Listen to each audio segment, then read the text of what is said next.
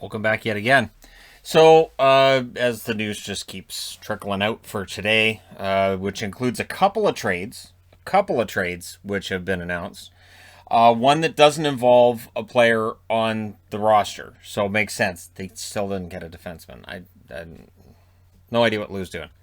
So, the New York Rangers acquire the rights to Barclay Goodrow. I've seen a lot of, hey, great move by the Rangers, fantastic move by the Rangers. They require the negotiating rights to Barclay Goodrow. They haven't signed him, and rumor has it that he's being looked at as a guy who might get as much as 6 years. 6 years on an extension from a team, or 6 years as a UFA. I love Goodrow's game, but a 6-year contract? Anyhow, we'll see how that goes, but Tampa Bay had to trade him. They traded him for a seventh.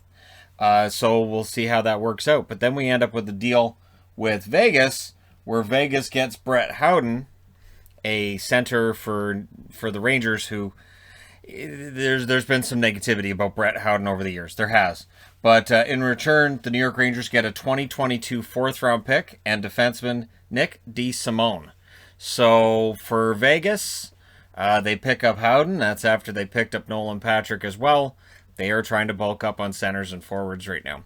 So we'll see how things turn out, but clearly Vegas is looking to kind of give themselves a bit of a facelift while keeping that core intact. But yeah, so that's a little trio deal that that takes place. And we're noteworthy about the Nashville Predators. With the moves of trading out Arvidsson and the Ellis deal, they buy themselves $10.5 million in cap space. Nashville's going to be a major player in the free agent market. So while we all want to declare winners and losers today, and I've already seen this team's a winner, this team's a loser, it's a bit early. We've still got expansion to go through, and then Seattle's going to make trades coming out of the expansion, and then we're going to have free agency after that. So there's going to be a lot of moves made between now and the start of the season. So we'll see what Nashville does with all that cap space. Going to be entertaining to watch how that turns out for Nashville. I know I've already seen people saying, oh, they're tearing down for a rebuild. I don't think so. I don't get the feeling this is necessarily a rebuild. If we start seeing other veteran players getting moved out and nobody coming back of note, and if they're quiet during free agency, then yeah, then we're looking at a rebuild. Interesting note was that the Jets were trying to move Mason Appleton, and Appleton was not moved before the deadline, so he is very likely bound for Seattle. I like Appleton a lot. I think he would be pretty solid with more ice time on a brand new team like that.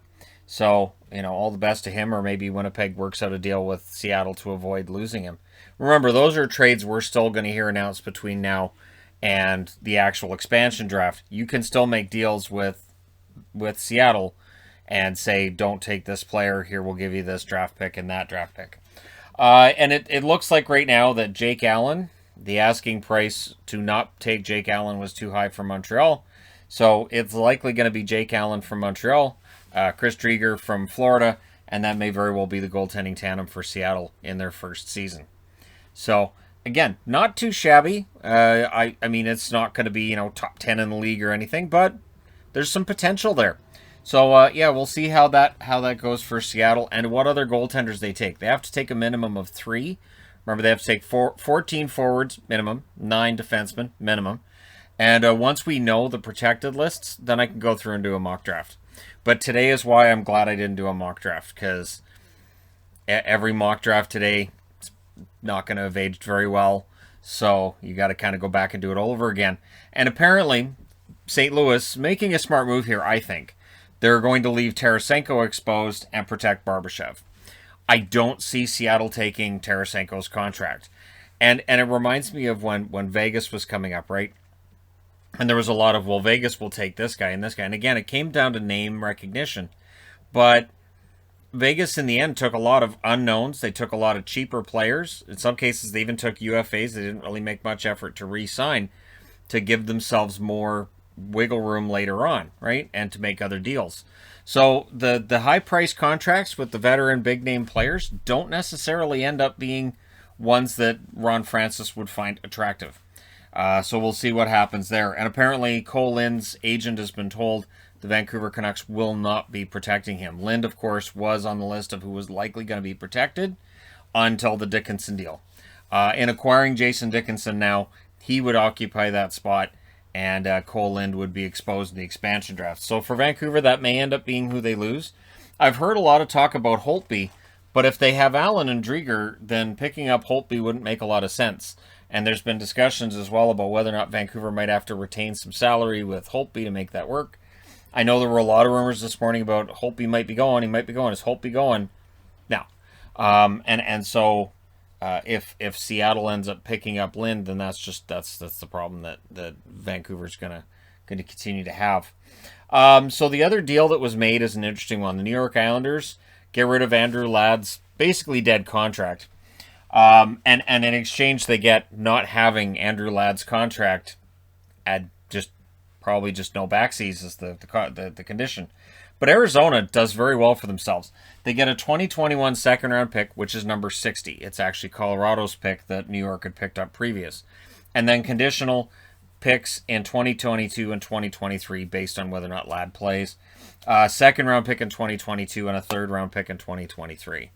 So those are, again, conditional, but not too shabby a move there by Arizona and showing just how expensive it is. Because remember, the Islanders don't get anything back, just they get Ladd's contract off the books. So I've heard a lot of, if this team could just move this contract, it's expensive. GMs are expecting a lot back, and rightfully so, because cap space right now is gold. So we'll see what else the Islanders do, but they still don't have a defenseman, as I'm recording this, that's under contract that meets exposure requirements in Seattle for the Seattle draft, and at the time I'm recording this, it's 1:59 p.m. Pacific, which is 1 minute short of the time. So I would almost expect that as this goes live, the Islanders will announce that they've signed somebody just for exposure requirements, but I still think the Islanders are going to lose a forward anyways. So yeah, we'll see what happens.